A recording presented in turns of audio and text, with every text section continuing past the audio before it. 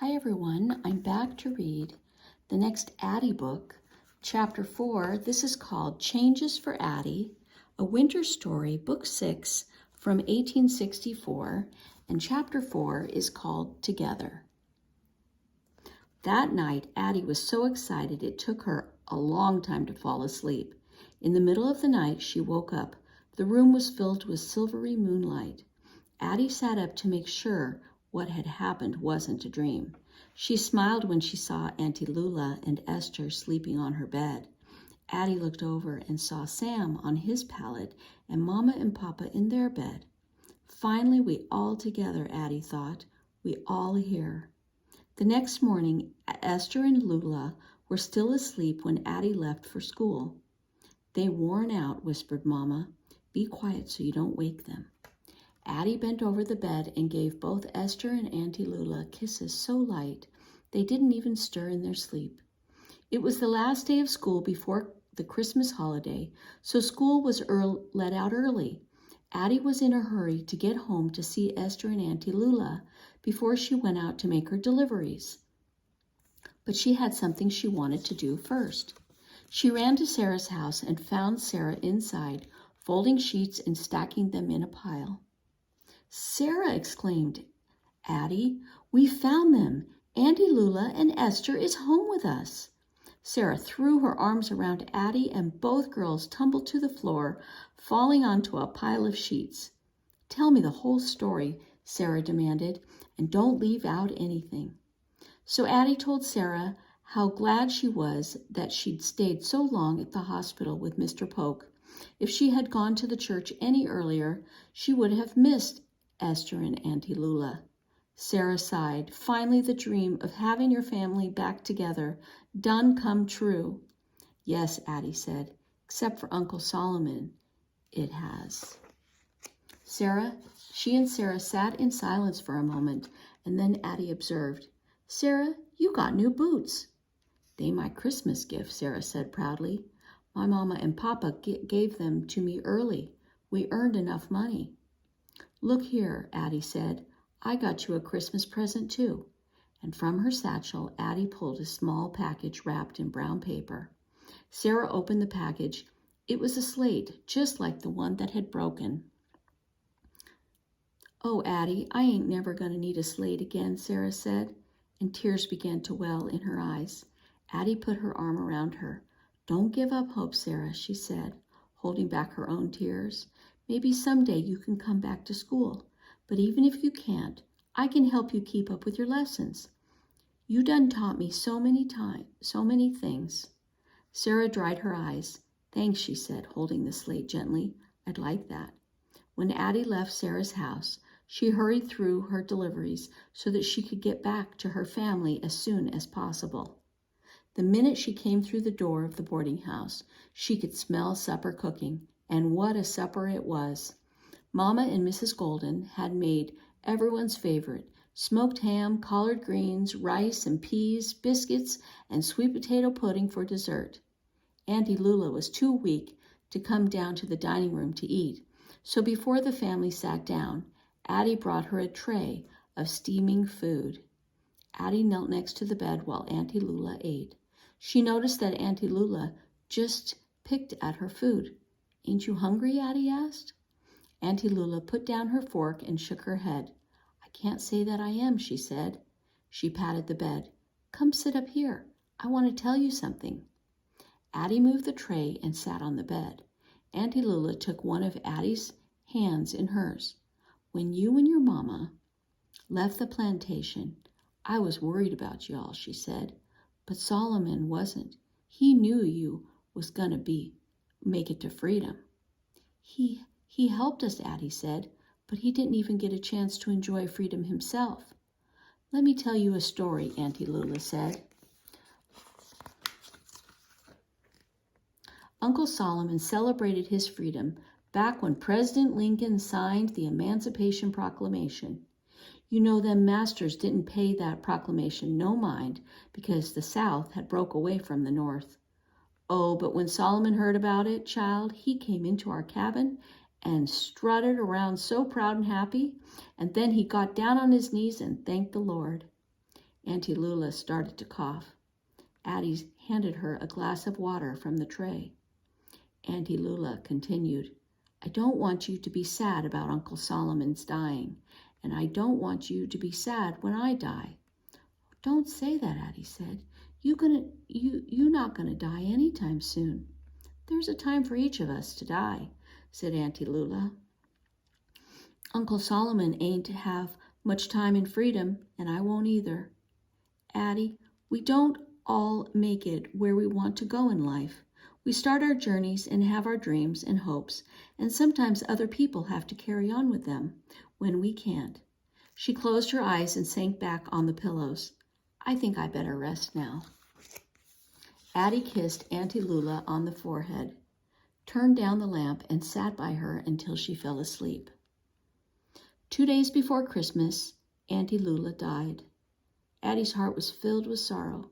She loved Auntie Lula, who had been like a grandmother to her. Ever since Addie could remember, Auntie Lula had looked after Addie and her family back on the plantation. She nursed them when they were sick, and like Uncle Solomon, she gave them advice, comfort, and friendship. Auntie Lula and Uncle Solomon had taken good care of Esther when Addie and Mama had to leave her behind, and they had used their last strength to bring Esther back to her family. Now Auntie Lula was gone, and with her death, Addie dreamed of having her whole family together in freedom was gone too. Christmas passed quietly. Addie and Esther played with the puzzle Sam had given them as a present. Papa had made a beautiful sled for Addie, and Esther liked to sit on it and ring the bell. But the sadness the family felt over the death of Auntie Lula dulled the joy of the holidays. On the last day of the year, their mood brightened a bit as they prepared for the Emancipation celebration at church. Papa and Sam left for church right after supper to help set up extra seats. Addie was supposed to go with them while Mama helped Mrs. Golden wash the dishes. But when Mama came upstairs with Esther, Addie was still there. She was sitting on her bed in the darkness. She had not even bothered to light the lamp. Addie, what you still doing here? Mama asked. You ain't even dressed yet. I don't want to go to the celebration at church tonight, Mama, said Addie. Why not? Asked Mama. I don't think I can stand up in front of all them folks and read those words in the Emancipation Proclamation about freedom, Addie said. Her eyes filled with tears. Uncle Solomon's dead, Auntie Lula's dead, and my dream of having our whole family together in freedom can never come true now. Oh, Addie, said Mama with a sigh. She put her arms around Addie. Esther came over to them. She offered her Janie doll to Addie. She said, don't cry. Addie took the doll from her sister. Oh, Mama, look at Esther, she said. We never got to see her first steps or hear her first words. We can't ever get back that time we missed with her. Mama was quiet for a while, and then she said, remember what Uncle Solomon said, Addie? Freedom's got its costs, sometimes a very big cost. Mama lifted the cowrie shell at the end of Addie's necklace and held it in her hand. You remember when I gave you this to you? We was running away from slavery. We had nothing but each other and hope. I remember, said Addie. I told you this shell belonged to Papa's grandma, who was torn away from her family in Africa and brought across the ocean to be a slave. Mama went on in a soft voice. This shell was to remind you that we are linked to the people in our lives forever. They live on in our hearts. Their lives and their strength and courage are part of us even though they are gone. Addie took a shuddery breath. She thought about Auntie Lula and Uncle Solomon and her great-grandmother long ago. Mama smiled at Addie. Do you think you can go to the celebration? Yes, Mama, said Addie, I can. When the church service started, Addie sat in the front pew with the other children who were going to read and recite. She was the last speaker. She sat still and tried to listen carefully as the other boys and girls gave their speeches. Finally, Reverend Drake said, We all gathered here tonight to celebrate the anniversary of the Emancipation Proclamation. It contains some important words, words that are important to many who were held in the bonds of slavery.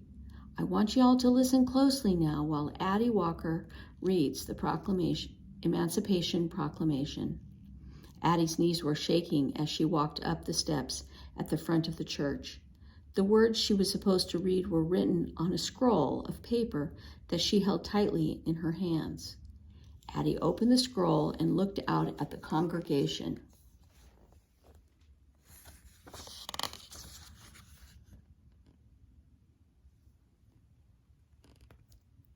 She swallowed hard.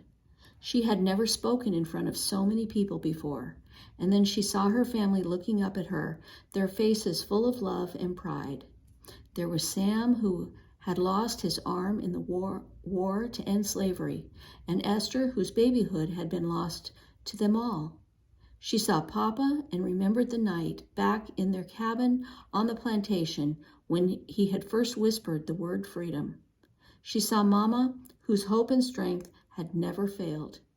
And though they were not there, Addie thought of Uncle Solomon and Aunt Lula too, and remembered how much the Emancipation Proclamation had meant to Uncle Solomon. Addie started to speak, and the words came easily.